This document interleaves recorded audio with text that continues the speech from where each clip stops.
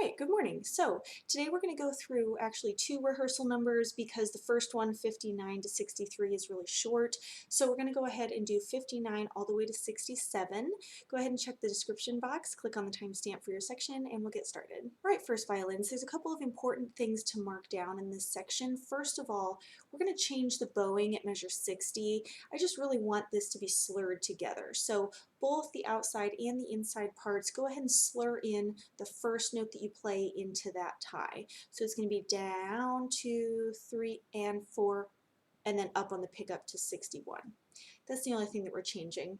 And if you're wondering how to mark that, it'll look exactly the same as 62. So you just put a slur that arches all the way from the first eighth note all the way to the end of the half note. As far as fingerings, first of all, in measure 60, if you're on the outside, play that E with a fourth finger.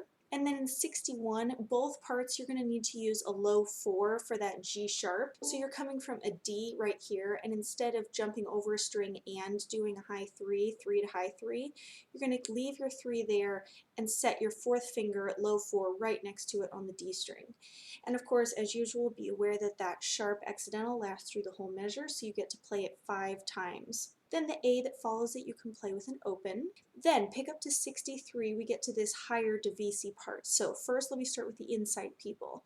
If you're on the inside and you're playing the bottom octave, you're going to do it in third position. So I'll just go through that fingering quickly.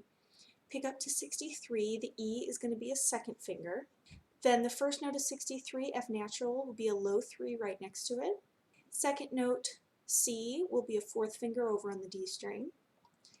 The B's that follow will be right behind, that'll be a high 3. Then the last two notes of 63 will be back to C that touches your third finger, and then D, 1 on the A string. Then inside people, when you get to 64, you're going to continue in third position, and I'll go over that in a second. Outside people, playing the top notes, pick up to 63, go ahead and use the fingering that's printed. So they're asking you to go to a third finger. Now this E, this note that you're going to, is your E halfway harmonic, so it should be really easy to find, at least to practice. So you start on that E third finger. The next note is F natural. It's going to touch it with a fourth finger. Then I would honestly recommend just shifting back on the second note of 63 to third position and playing the rest of it in third. I don't see any reason to stay up in position any longer than that, and honestly, if you get a little bit of a slide sound coming down, it's a tango, it's okay. So once again, pick up to 63, 3, which is printed, and technically you're in fifth position here because your first finger would be on C. So C, D, E. So E, F natural, shift to third. You'll have a low 3 for the C, B right behind it. Last two notes of 63 will be 3, 4, which will be a low 3. And then everybody, inside and outside, 64 is going to be in third position. The B natural will be a second finger. The C will be a 3. The 16th note, B, 2, A, 1, E, 2. And then the last four eighth notes, C will be a low 3 on the E string, B right behind it with a 2, A with a 1, E with a 2 on the A string. First two notes of 65 are D sharp, so your 1 is going to be right behind it. Then the rest in measure 65, I would take that opportunity to shift to first position and play a high 3. Remember that D sharp is going to last, so that third beat quarter note is also going to be a D sharp, high 3, 1. And that gets you through that section. Then in 66, the D goes to a D natural, so it's going to be a regular 3. Play that A after the eighth rest with a fourth finger, high 3 for G sharp, regular 3 for A on the E string, and then high 2 G sharp. And really I'd prefer this last note to be a fourth finger. I don't want to end a section, especially where we're slowing down and drawing it out. I don't want that E, open E, to be drawn out like that. So end on a fourth finger. So I'm just going to show you what this is going to look like. Okay, so first and foremost, let's practice this shift for the outside people. So you're coming from first position in 62. Since you're in fifth position, the thumb goes into the crook of the neck. And there's my harmonic with my third finger. Okay, and then fourth finger right next to it. When you shift down, your thumb goes back to the side to third position, and it's a low 3 for C. So those 3 notes in a row would be E in 5th, my thumb goes back, F right next to it, and then third position, thumb goes back. Now adding the slur and the rhythm, and like I said, if you get a slide there, in my opinion, all the better. So that shift is probably going to take a while to get. If you have a tape, great. If you don't, just practice, focus on the distance and the closing of the arm and the sliding of the thumb. Don't focus on the tip of your finger and try to aim with the tip of your finger. And then of course if you're on the inside and going to third position, your second finger is going to that 4th finger tape for E, and then followed by the low 3 right next to it. So I'm going to play this part really slowly once just to get the notes. 3 and 4 and 4.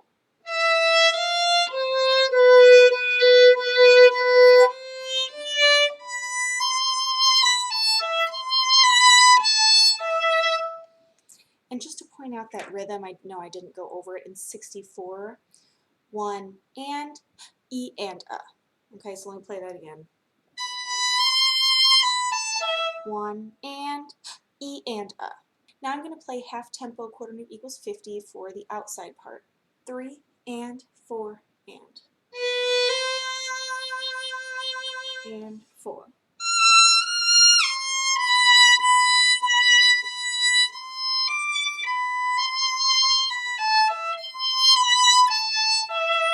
So I would honestly recommend starting that slow, maybe even slower when you're practicing such a big shift like this. I think that pretty much covers everything. Just be so careful to mind your accidentals, especially in measure 66. It's just chock full of them. Okay, I'm going to go ahead and play through this quarter note equals 100, which is the full tempo, and I'm going to go ahead and start at the pickup.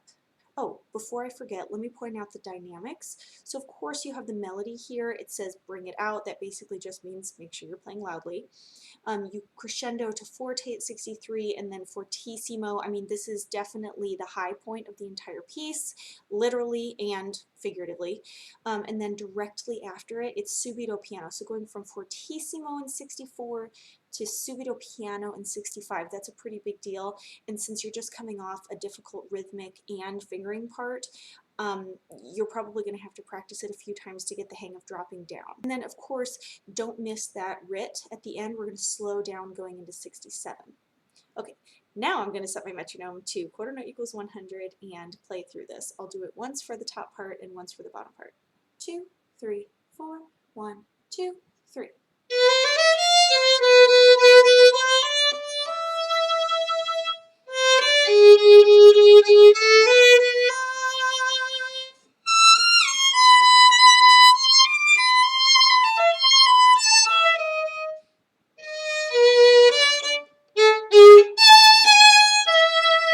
Okay, now I'm going to play it once through at the full tempo for the inside part. 1, 2, 3.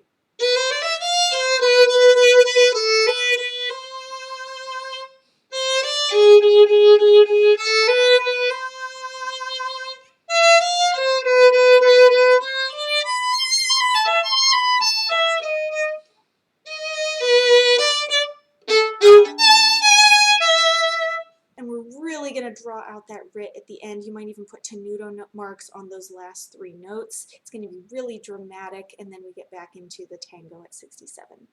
Okay, that's it. Happy practicing. Good luck on the high part. I will see you back here tomorrow for the next section. Okay, violas, so your part here, I'm not going to lie, it's a little odd sounding, particularly measure 60. It's just not terribly melodic. Just a few things to point out and mark in. In measure 59, if you're on the outside, you're going to be playing D half notes, so go ahead and do that with a 4th finger. If you're on the inside, you're going from A to G sharp, and the G sharp is going to be a low 1. Now here's measure 60. So you start out with an A, 1st finger, then you go to a G sharp low 1, F natural, E, A with a 4, high 3 for G sharp, and then E, C. In 61, you've got another low 1 G sharp. Skipping ahead to 63, you might just want to mark that that's an F natural there on the half note and eighth note that follows. And then at the end of 65, if you're on the inside, you're going to be playing F sharp. The notes are a little hard to read right here, so top part, you're going to be playing B and then A on beats 3 and 4. And inside people, you're going to be playing A, F sharp. In 66, inside people, you've got more G sharps that last through the entire measure, and that's pretty much it as far as notes go in this section. So let's just play slowly through measure 60 so that you can hear these notes together. A, G sharp, low 1, low 2 F natural, 1 for E, A with a 4, G sharp, high 3, and then E, C. So all together it sounds like this. I also want to point out the rhythm in measures 63 and 64. It's not necessarily difficult, but it's kind of hard to read at first. So in 63, you've got half, note, 3, and 4, and. So F, F, E. And then in 64, you've got 1 and 4 and. 63 again is going to be half note, 3 and 4 and, then 64, 1 and 2 and, or if you're on the inside. So I'm going to play 63 and 64 once for the outside people first.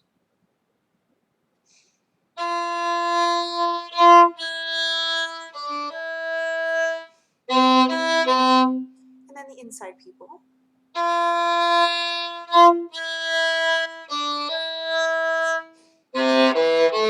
So you might just want to run through that rhythm a couple of times before you play through the whole thing. Other than that, I'll point out the dynamics. So you start here in 59 at mezzo forte, then you have a hairpin in measure 60. A hairpin is when you have a crescendo and then a decrescendo, and that goes all the way up to forte at the high A and then follows the line down back to mezzo forte. Then in 62, you start crescendoing, you get to forte at 63 and then fortissimo at the end of 64, and this is the high point for the entire piece, so you really want to play as loud as possible right there. And then immediately drop down subito piano at 65, and then finish it out at mezzo forte. There is a rit there at the end of measure 66. We're going to really draw this out. Other sections have eighth notes, so when we play it together, you would theoretically be listening to them. But in this case, just really draw out and use a lot of bow in those last two quarter notes. Okay, I'm going to go ahead and set my metronome at quarter note equals 100 and play through this section, once for the outside people and once for the inside people. 2, and go.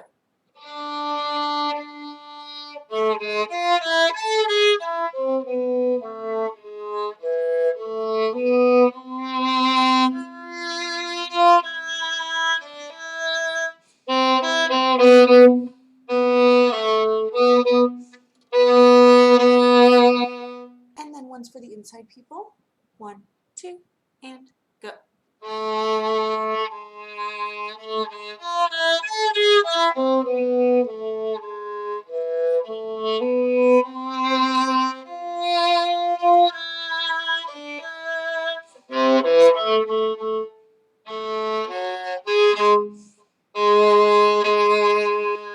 I don't think I did a great job at dropping down to piano that first time at 65. It's just a little sudden, so you'll have to practice that a few times, and I would say once you get the rhythms and you get measure 60, this part will be okay, but it is a little tricky. Okay, that's it. Good luck practicing. I will see you back here tomorrow for the next section. Okay, cellos. So you do have some shifts in this section. You start out with the melody and you have that all the way 59 to 63. So we're going to really play it out and make sure that we're accurate with this intonation. Starting in measure 59, you just did a shift to E right at the end of 58. So you're already in position to play this high F. So at the end of 58, we shifted from this E here. Our first finger landed on D, high D, and then we had our third finger on E. So the note that you're playing in 59 is F, natural, which is just a half step away. So you're going to play it with your 4. So what I'm recommending is after you play that first F, on the slur, you're going to go ahead and shift down to first position for the C that comes after that. Usually I don't like a big jumping shift on a slur particularly, but as we know, this piece has a lot of slides. It's in tango style, it's romantic. If you hear a slide there, I say all the better. So, like I said, here we are up in position. Our 1 is on D. We just shifted, we played that E, pick up to 59. F, C, B, B, B, B, C. I would shift on the D, again, the last note of 59. Then you're there for 60, D, E with a 3. Then you can shift back down and use a first finger for C natural. This is pick up to 61. You're going to go C, D with a 3. Then you can hit that G sharp with a 4. Then the last 2 notes of 61, you can go back into first position, open A to B. And the rest of this section can be played in first. So this is what that's going to look like. And then once you make it through that part, it's really straightforward. In 63, if you're on the outside, you have a G sharp again, so make sure you play that. And then in 64, outside people, you have a C. So you will have to go from an extended 4 to a regular 4, or if you want to play it in position, just make sure that you're not playing accidentally a C sharp in measure 64. I would also point out in 65, the last note is an up bow, and that makes a double up for the last 2 bows of 65 so that you can land with an accent on that E, the first beat of 66. There is a writ at the end of this, and we're really going to drag it out.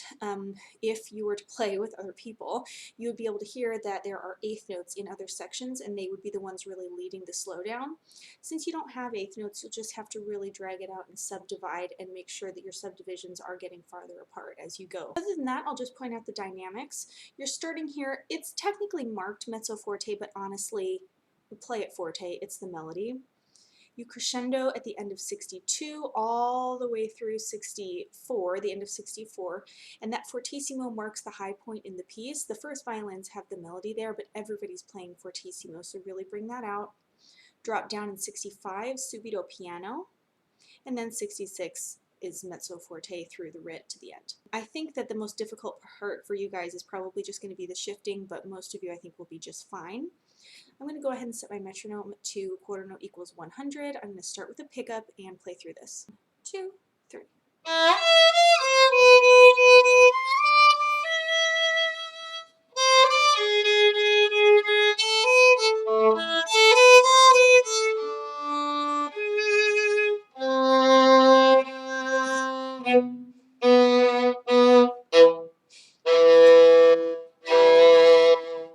That's it. Start slow, go through these shifting parts carefully, and I think you'll do just fine.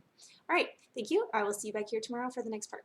Okay, basses, I won't bore you with too many details through this part. It's very straightforward.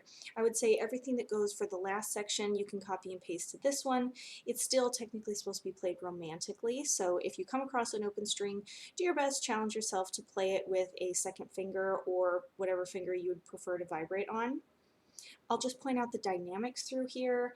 You start out mezzo forte, crescendo at the end of 62 through the end of 64, and the end of 64 is the climax of the entire piece.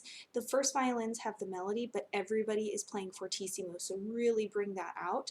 And then all of a sudden, subito piano at 65. To make a note that the last note of measure 65 is an up bow, and that means it's going to be a double up. And then last thing would be that there's a writ at the end of this section, and theoretically you should be listening to the people who have the eighth notes in the melody, but since you can't do that, just subdivide in your head and make sure those subdivisions are getting further apart. We're going to really exaggerate that slowdown at the end of that measure. All right, like I said, really straightforward. I'm going to set my metronome at quarter note equals 100 and play through this. 2 and go.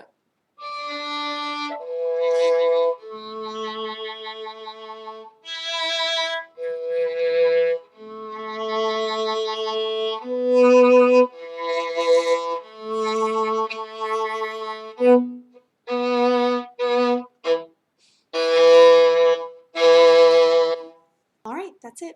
I'll see you back here tomorrow for the next section.